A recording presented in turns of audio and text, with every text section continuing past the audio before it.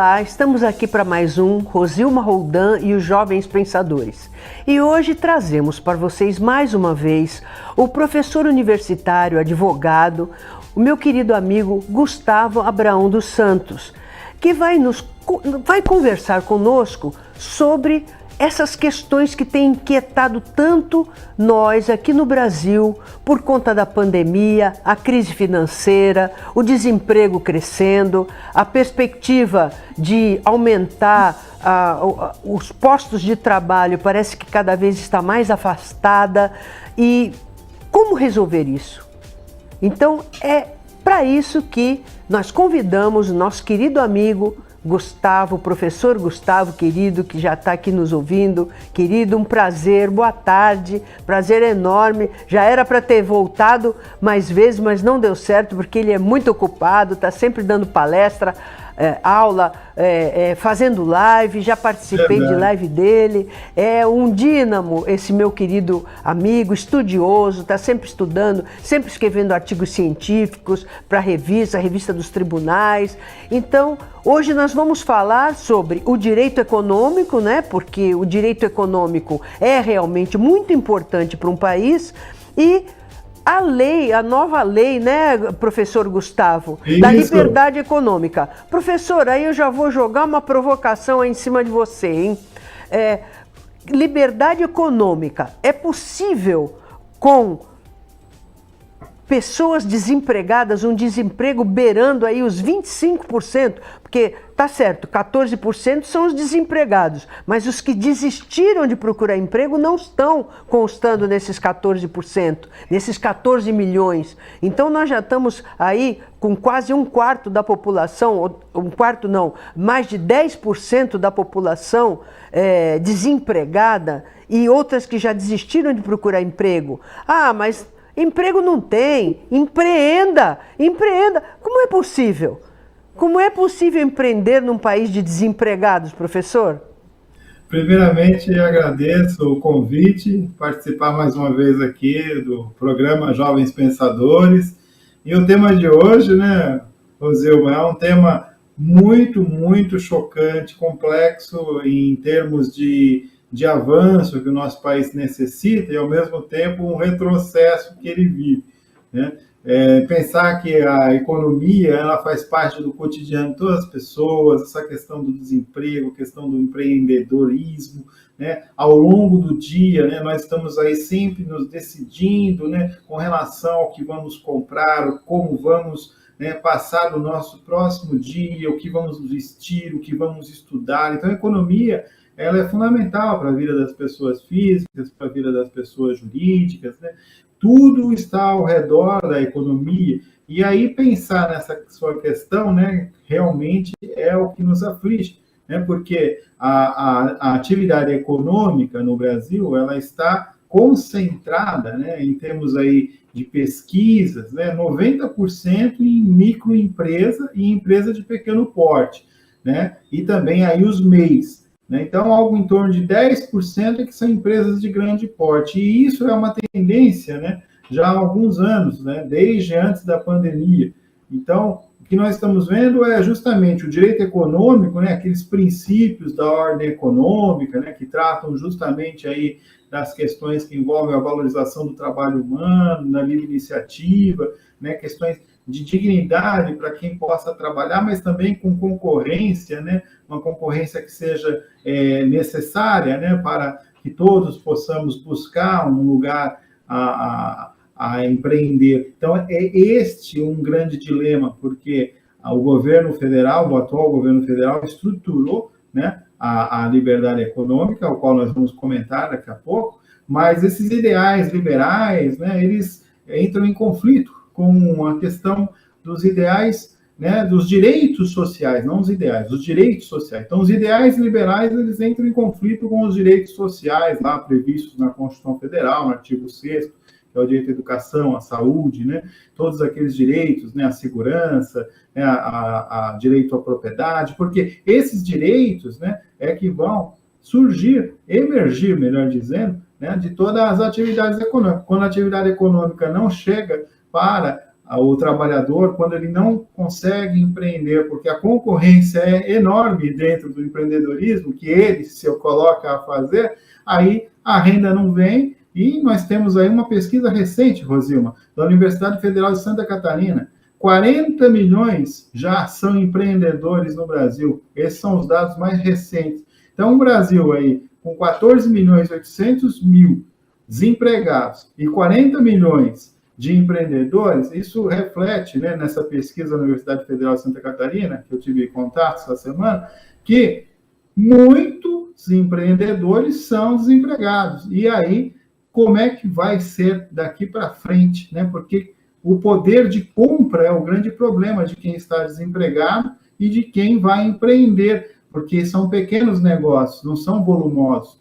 E aí essa pesquisa ela retrata que 48% desse número de empreendedores ganham menos de R$1.000. Então, por aí é o problema, porque se a maioria dos empreendedores, microempreendedores individuais, os MEIs, né, cerca aí de 20 milhões ganham R$1.000, e os desempregados com auxílio emergencial ganhando R$300, né, ou recebendo até valores menores, como é que fica o poder de compra? Então, essa é a realidade, né, da questão de oportunidade de trabalho e de empreendedorismo no Brasil.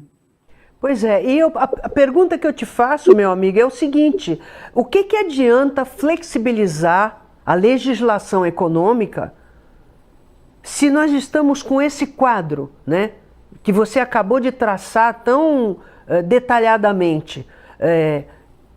Desempregados, microempreendedores, mais de 40 milhões de empreendedores com renda anual, né, de R$1.000, ou renda mensal de R$1.000, daria 12 mil, né? Quer dizer, fica abaixo. Inclusive, a isenção do imposto de renda é 28 mil, muito abaixo da isenção do imposto de renda atual. Quer dizer, como é que fica? Adianta flexibilizar a legislação? Será que há um planejamento para realmente esses empreendedores, esses microempreendedores e esses desempregados que resolveram ser MEIs, que eles possam realmente ser incluídos nos programas de trabalho? Então, essa é uma pergunta que gera várias respostas, e as respostas são: muito difícil que todos consigam, porque se a gente começar a pensar que a maioria ganha R$1.000 por mês, né, que é um dado dessa pesquisa, né, R$1.000 por mês é menos que um salário mínimo. Então, o microempreendedor individual que está ganhando R$1.000 por mês, ele está ganhando menos que um salário mínimo.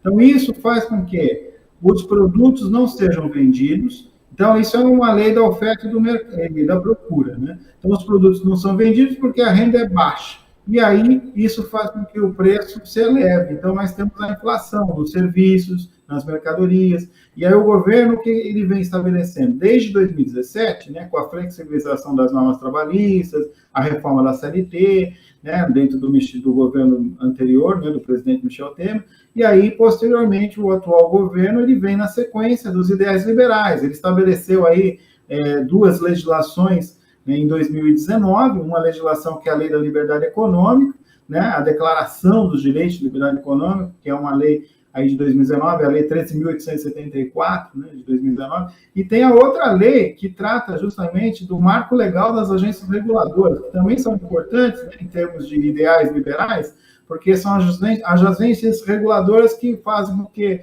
façam um controle, né, das atividades econômicas em vários setores da economia. E essa Lei 13.848 é também de 2049, que é o marco legal das agências reguladoras. Só que essas duas legislações, elas ainda dependem de um decreto que foi realizado em 2020, que vai entrar em vigor a partir de 1º de outubro desse ano, que é o que regulamenta justamente a liberdade econômica em conjunto com a questão das agências reguladoras. Então, as regras trabalhistas, elas foram sendo colocadas aí de um regime de exceção, né, porque as oportunidades de trabalho seletícias estão diminuindo com o aumento de PJs, né, pessoas jurídicas, contratação variada, desde ambulantes, prestadores de serviços, de consultoria, prestadores de serviço de educação. Então, hoje, temos uma grande gama aí de pessoas sendo contratadas, pessoas jurídicas, e aí nós temos, em contrapartida, né, o regime de exceção, que é o ser o seletista. E isso nos traz, né, um problema, porque diante daquela primeira pergunta, a liberdade econômica não se torna eficiente, porque nós não temos um movimento, digamos assim, que seja sincronizado, né, com relação à renda, trabalho, família e empresas, porque são 4 agentes econômicos fundamentais, né? As empresas, o governo, as famílias e quem vai participar de tudo isso, que são justamente as prestadoras de serviço e quem vai vender o produto no mercado. Então, é essa conjuntura que não está sincronizada, Rosilma, no momento. Pois é, e aí, antes de eu chamar o intervalo, vou deixar aqui a provocação e aí depois do intervalo a gente vai conversar, vou fazer mais 2 perguntas para você, mas aí eu deixo também mais essa provocação. A gente, desde que começou a pandemia, né, no início de 2020, nós estamos vendo aqui aquela mania que estamos vendo na mídia, os políticos discutindo, as pessoas, né, até nossos amigos discutindo o que é mais importante, a saúde ou a economia. Aquela história do isolamento social, e então ninguém pode parar de trabalhar porque as pessoas precisam comer. Claro que houve muitos trabalhadores que não pararam de trabalhar, né? Nós temos os profissionais de saúde, temos os próprios profissionais, os bancários, né, que estavam até pedindo prioridade na vacinação, os motoristas de ônibus, os portuários, atividades essenciais que não pararam de trabalhar. Isso nós vimos. Mas se colocou essa dicotomia que, no meu entendimento, é falsa, que a saúde e a economia, elas se contrapõem, né? Então eu vou jogar para você, você vai responder no segundo bloco. Será que realmente a saúde e a economia se contrapõem ou elas devem caminhar juntas? Porque caminhando juntas, sim, é possível estabelecer um planejamento mais amplo, mais profundo, com respeito à vida e com respeito também às necessidades econômicas, e aí passa também pela vacinação em massa, como a gente sabe, e aí então é possível sim que a população possa ter sua saúde preservada e a sua economia preservada também. Fica a provocação, estou chamando o intervalo rapidinho, nós voltamos já já.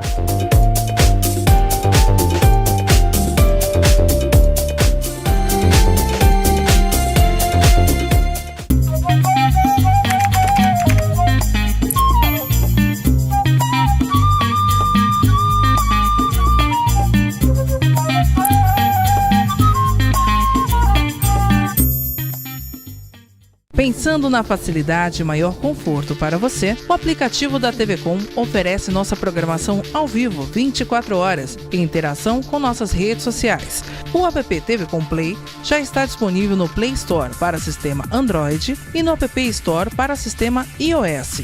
TV Com, interagindo com você.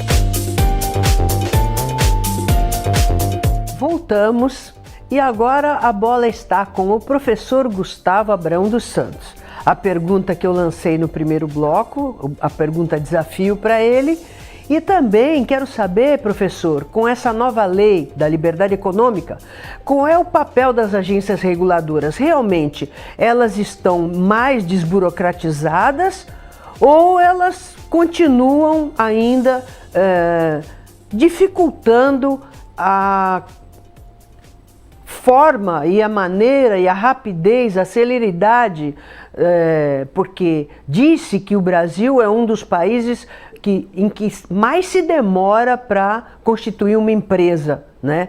E muitas taxas para recolher e etc. Então, realmente, as agências reguladoras, elas estão acompanhando a legislação, há um planejamento sistemático para facilitar a vida dos empreendedores, ou nós estamos realmente num país de desempregados empreendedores que realmente montam as suas MEIs, porque para montar a MEI é um pouquinho mais fácil, né? Micro e pequena empresa já é um pouquinho mais complicado, mas como nós falamos no primeiro bloco, realmente foi apenas a lei e o sistema não acompanhou isso e ainda continua muito difícil empreender no Brasil.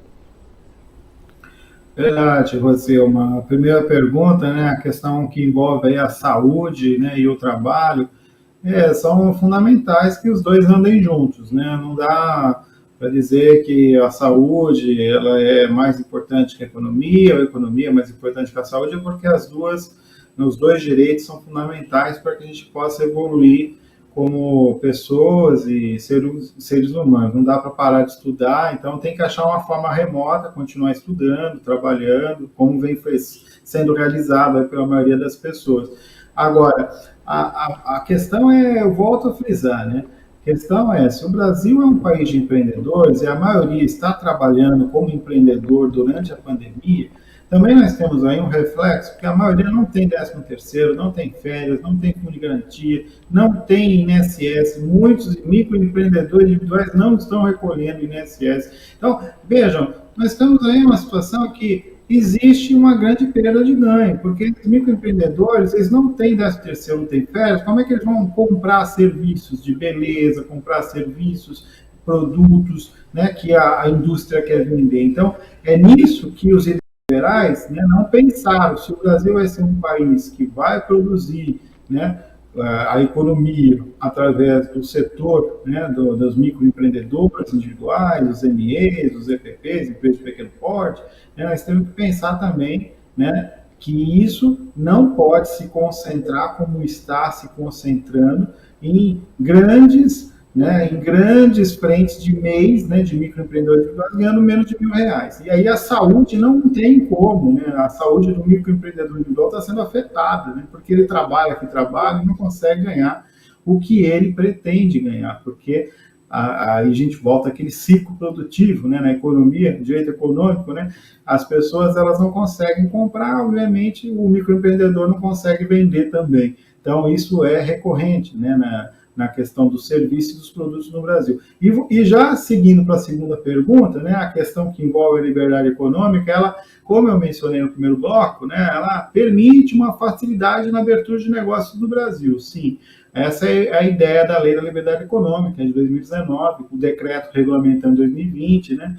Agora, o problema é justamente a regulação disso, né, porque nós temos no Brasil diversas agências reguladoras, né? Nós temos aí, na verdade, 11 agências reguladoras, né, previstas lá na legislação específica, a Lei 9.986, né, de 2000, ela descreve lá 11 agências reguladoras no Brasil, sendo uma das mais famosas atualmente na mídia, que envolve a saúde, inclusive a Anvisa, né, Agência Nacional de Vigilância Sanitária, né, mas também temos outras muito famosas, Agência Nacional de Saúde, Agência Nacional de Energia Elétrica, agora com a privatização, né. Então, mas o grande problema disso tudo é que essas agências reguladoras, elas, pela nova legislação da liberdade econômica, dentro do direito econômico, elas vão ter que estabelecer, né, um ato, né, que seja regulatório. E esse ato regulatório, né, que é um instrumento regulatório, ele só vai ter vigência a partir de 1º de outubro.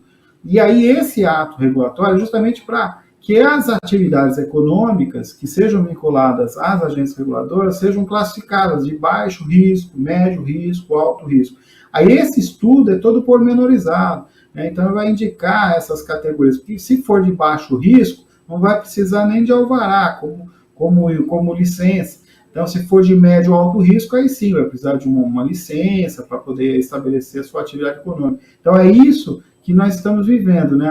Aí as expectativas de que impulsione o direito econômico no sentido que as agências reguladoras possam, através desse ato instrumental, né, que a partir de 1º de outubro vai estar em vigência, possa dar subsídios a uma segurança jurídica a quem é baixo risco, quem é médio risco e quem é alto risco nas suas atividades econômicas a serem exercidas aí no Brasil. A análise de impacto regulatório, né, a nomenclatura é essa, né? As agências reguladoras, elas vão ter aí regulamentado a partir de 1º de outubro desse ano, justamente a possibilidade de fazer análise de impacto regulatório. Então, as atividades econômicas, né, elas vão passar por um processo, né, de uma análise de custo-benefício, de custo-efetividade, de análise de risco, como eu mencionei. Então, todas essas atividades econômicas visam justamente as agências reguladoras facilitar, alcançarem alvarás e licenças. Agora, se isso vai se tornar eficiente, aí só vamos saber o resultado disso a partir de outubro deste ano. Quando estiver funcionando. A pergunta que eu ia te fazer em relação a agências reguladoras é a seguinte, professor. Até por conta da história que nós temos visto, por conta das vacinas, né? A agência reguladora da vigilância sanitária, que é a Anvisa, né? E até eu posso falar também da agência reguladora da ANS, que é a da saúde, que também regulamenta a história dos medicamentos. Nós notamos muitas vezes que algumas pessoas, não sei se de má fé ou não sei o motivo, põem a responsabilidade das coisas não funcionarem muito bem e tão celeremente como se quer, por conta da agência reguladora. A agência reguladora foi criada para ser independente, ela não pode ser atrelada ao governo, justamente porque ela é um órgão de regulação. Então, por exemplo, no caso da Anvisa, nós vimos aí essa briga das vacinas, né, em que os governantes, né, o Poder Executivo Federal, que era quem cabia a aquisição das vacinas, né, ou pelo menos a centralização, pôr a responsabilidade na Anvisa, que era quem cabia liberar as vacinas e dizer se as vacinas poderiam ser adquiridas e ser aplicadas na população. Então, a Anvisa era o grande bode expiatório porque estava demorando para liberar, enfim. Nós vimos isso. Nós vemos também na parte de medicamentos, a gente trabalha com isso, né? A ANS ser responsabilizada quando não libera algum remédio, um remédio, por exemplo, que ainda não é considerado aceito, né? Mas é o único remédio para uma determinada doença rara. Então, também se responsabiliza, demora, às vezes até o paciente acaba morrendo porque não foi autorizado. Ou então nós vemos, por exemplo, em outras áreas, nós temos a Agência Nacional das Águas, a ANA, a ANEEL, né, que é da energia elétrica, que também olha com muito rigor essa história da privatização da energia elétrica, das hidrelétricas. Então, eu pergunto ao professor, até que ponto isso aí é verdadeiro, ou até que ponto realmente é necessário que haja agências independentes que não estejam atreladas ao governo que eu digo, o que está realmente no poder naquele momento, até que ponto é necessário haver uma agência independente do governo para a salvaguarda da população? Rosilma, a questão das agências reguladoras, né, já estamos aí há 21 anos, né, com essa questão já para ser uma solução e não é, né? A Agência Nacional, né, de Saúde, ela convive desde 1998 com um problema que são os planos de saúde, né? Então, com relação a preço, né, a preço de medicamento, com a liberação de medicamento, nós temos que ver hoje, né, que, infelizmente, né, as agências reguladoras elas estão ainda exercendo um papel que não é de eficiência, porque, como acabamos de ver recentemente, né, tivemos aí até vacina vencida, né? Então, assim, porque a agência liberou, mas o problema é a logística também, porque a logística não ocorreu de forma correta, porque se alguém tomou vacina vencida, né, a agência reguladora, a Anvisa, ela fez o seu papel, mas na hora que vai distribuir, que vai depender das outras agências, né, não há um trabalho em sincronia. Mais uma vez surge a palavra sincronia e integração. Integração. Né? Então, a logística é fundamental para que haja integração, sincronia entre todos os órgãos públicos.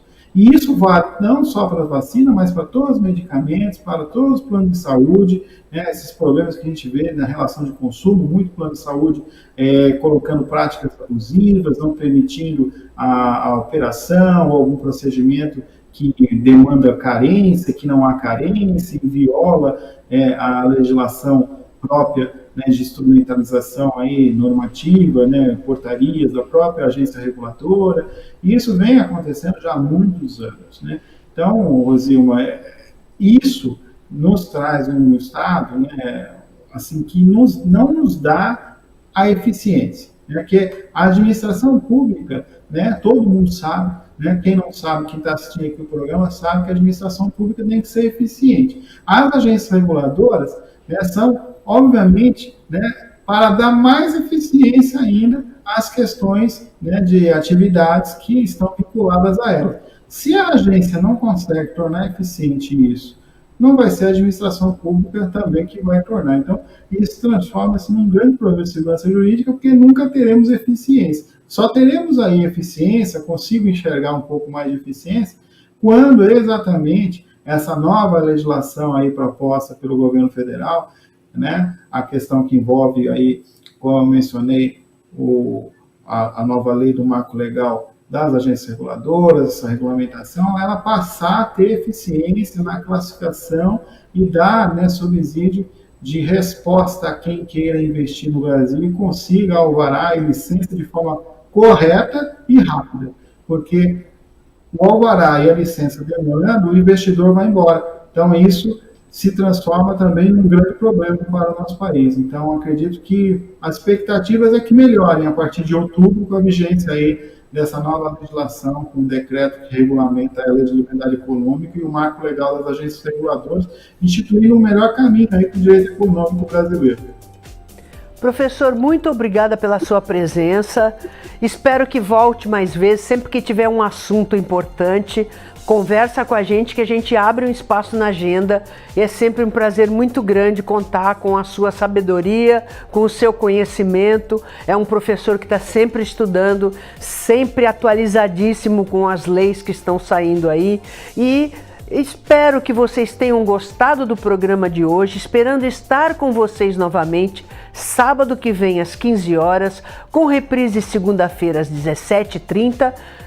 Lembrando que pomos tudo no YouTube para você assistir e rever quando quiser, agora com 2 canais, os Jovens Pensadores e Vamos Conversar com Rosilma Roldan, que é o canal que a gente comenta as notícias que andam por aí, porque tem muito fake news e a gente precisa estar sempre com leitura crítica das notícias também. Até lá!